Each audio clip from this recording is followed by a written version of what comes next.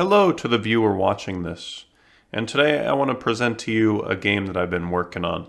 A game called Dragon's Defense: Wrath of the Villagers. This game is a remake of the first game I have ever finished in Unity, but now I am making it in Unreal Engine. Presented by EdgeCope Corp, the quote-unquote company that's working on this game, when in reality it's just me, a solo dev. And just a bit of a disclaimer. Everything you're about to see is a work in progress. Nothing is final. So some designs might seem strange. Some might seem a little ugly. Well, that's just because the art hasn't been implemented yet. But I do plan on doing that sometime soon. For now, just appreciate the programming that I've done for this game so far.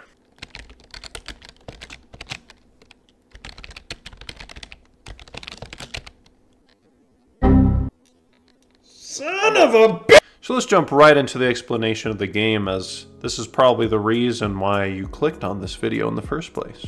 So the genre of this game is a tower defense that you can participate in. What I mean by that is you play as a dragon, represented by this cube at the bottom of the screen, and you are to defend your castle from endless waves of various types of enemies. And these enemies can alter the gameplay. So at the beginning of the game, you start out as a simple dragon, just shooting fireballs at enemies coming at your castle, nothing too complicated.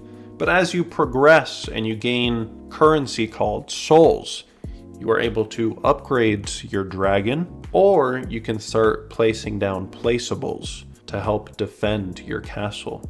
And this is where the tower defense part comes into play. These placeables have various different functions, but overall, they are to help you defend your castle. Placeables can be divided into two categories: sentients and traps. Sentients are units that automatically shoot enemies that are close to them. Meanwhile, traps are something that when they are touched by an enemy, they hurt them, slow them down, etc., etc. Now, how you buy placeables in the first place is through something called the soul shop, which is the most important shop you'll be using. Not only can you buy your placeables, but you can also upgrade your dragon so you can become stronger and have an easier time fending off enemies that are trying to destroy your castle. Now, this would be a pretty boring game if it was just upgrading your stats and just placing down as many placeables as you can, trying to defend infinite waves of enemies. No, there is something much more actually once you finish a wave. Now this is where the gameplay is spiced up. You are presented a negative soul shop, and it's not something where you spend your souls on. It's actually where you select something called downgrades. You're presented with three options. These three options all have something in common. They give you a downgrade that lasts for a certain amount of waves.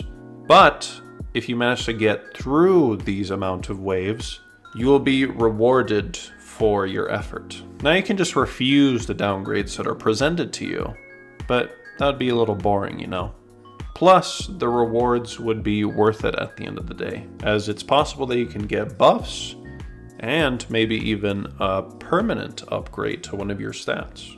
Now, if you do accept a deal or refuse a deal from the negative soul shop, you are then presented the big soul shop, which is slightly different from the soul shop that is in the middle of the wave. The big soul shop offers more placeable options, as well as more options for your dragon's stats that you typically wouldn't see during the wave. Now, when you're dealing with the big soul shop, you are able to view the battlefield so that you can see what placeables need to be removed or what placeables need to be placed in specific spots.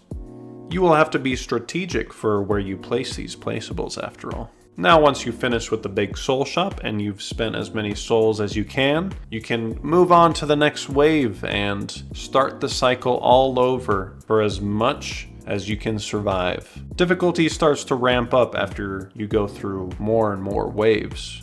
How long can you survive? Now that's all I can really show you in this video, as this game is still a work in progress. You know, everything is still in cube form, but also there's still much more to program.